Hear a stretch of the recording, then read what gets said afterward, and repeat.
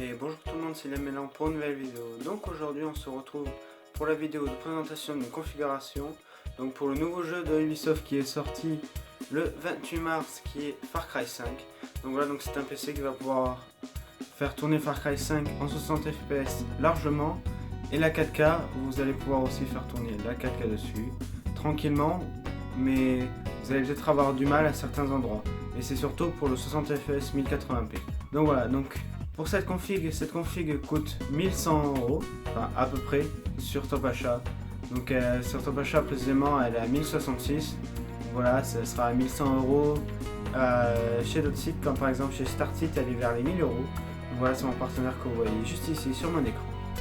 Donc pour commencer, on va utiliser le Intel Core i5 7600K. Donc c'est un processeur cadencé à 3,8 GHz, socket 1151, donc en quad-core, cache CMO. Donc c'est un Kaby Lake de 7ème génération. Pour la carte mère, on utilise la Asus Maximus 7 Hero. Donc c'est une carte mère au format ATX qui accepte du coup les processeurs en 1151. Donc le chipset c'est le Z170. Donc c'est un chipset qui est utilisé par la plupart des cartes mères de cette gamme là. Elle accepte le M.2, donc vous pouvez mettre un SSD de 1.2 dessus. Pour la RAM, ça va être la DDR4 G-Skill Ripjo 5 rouge 2x4 Go à 2400 MHz, donc en casse 15. C'est celle que j'ai dans mon ordinateur qui est juste ici sous le bureau. Donc voilà, ce sont des RAM qui sont vraiment nickel. Elles tournent franchement du tonnerre et elles sont qu'à 130€ les 8 Go. Les prix ont augmenté. Moi je ne les avais pas payé ce prix là. Les prix ont beaucoup augmenté. Mais bon, c'est comme ça, c'est en ce moment les prix des RAM ont flambé. Pour refroidir le processeur, donc on part sur un petit ventirad qui est le Be Quiet Pure Rock. Donc c'est un ventirad, il a un rapport qualité-prix imbattable, il est conseillé par tout le monde, franchement, il est vraiment nickel. Pour la carte graphique, donc c'est la Gigabyte GeForce GTX 1060. Donc c'est une Windows Force OC de 6 Go. Donc c'est une carte graphique qui va faire tourner Far Cry, comme je vous ai dit, en 60 fps, qui est vraiment nickel. En plus, elle est RGB, donc vous allez avoir des petites LED dessus. Elle est vraiment très belle, moi je la trouve vraiment hyper belle pour déjà l'avoir vue en vrai. Et elle tourne vraiment nickel et elle est en semi-passif. Donc semi-passif, c'est-à-dire que les ventilateurs sont dessus. S'ils n'ont pas besoin d'être allumés, ils vont pas s'allumer, du coup ça fait beaucoup moins de bruit. Mais bon, le bruit ça ne doit pas être un problème parce que elles sont quand même vraiment...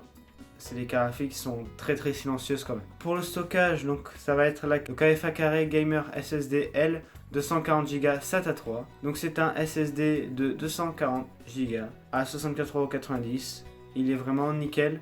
Il a une lecture à 520 Mbps et une écriture à 500 Mbps, ce qui est vraiment rapide. Pour démarrer Windows, ça va être nickel. Et pour démarrer certains jeux, comme par exemple Far Cry, ça sera nickel, les temps de chargement seront très rapides. Pour le stockage du reste, donc, je vous ai mis le Seagate Barracuda de 1TB. Donc voilà, il est à 46,80€. Je l'ai dans mon PC également, celui-là, et il est vraiment nickel. Il fait son taf, niveau rapport qualité-prix, il n'y a pas mieux. En boîtier, donc on va partir sur le Cooler Master Box Lite 5. Donc c'est un boîtier de chez Cooler Master, donc rouge et noir, fenêtré, donc il a une fenêtre à gauche qui accepte les cartes mères ATX, Micro ATX, Mini ATX, qui a le USB 3.0. Franchement, ce boîtier, je l'ai déjà vu, j'ai déjà pu le manipuler. Il est très bien pour tout ce qui est sonorité, poussière, et franchement, il est beau, il est sobre. Donc c'est pour ça que je vous le conseille pour son prix qui est que de 49,90€. Pour l'alimentation, on part sur la Be Quiet Pure Rock 10 CM 500W. Une alimentation certifiée 80+ bronze, 80+ silver. Donc elle est semi-modulaire, donc comme ça vous pourrez pouvoir utiliser seulement les câbles dont vous avez besoin, ce qui est très pratique. Moi, dans mon boîtier, je n'ai pas une semi-modulaire, j'ai une non modulaire. Du coup, j'ai un ou deux câbles qui sont là, qui me servent à rien. Les câbles sont pas forcément toujours jolis sur les non modulaires, ce qui est le cas, mais bon, quand je l'ai acheté, j'avais un budget assez réduit quand même.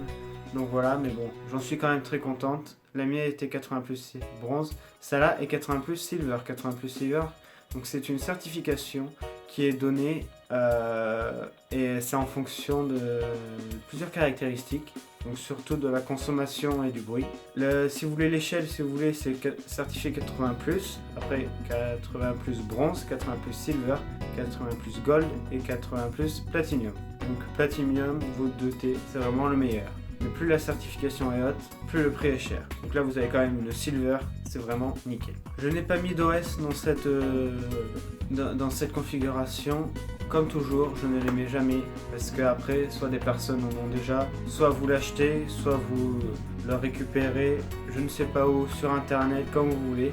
Je n'en mets jamais, de toute façon personne n'en met parce que, et surtout que Windows est vraiment vendu très cher sur Top Achat, alors que vous le trouverez à 10 €, une vraie version pour 10 € sur d'autres sites du style Amazon, tout ça. Donc voilà, donc je vous conseille de l'acheter chez eux. Donc merci d'avoir regardé la vidéo, abonnez-vous, likez, allez chez mon partenaire Startit si vous voulez commander cette configuration et utilisez mon code AllOnTechFR, ce qui vous permettra d'avoir des réductions, des avantages, en plus du prix qui est quand même assez bas chez eux. Donc merci d'avoir regardé la vidéo, allez, salut.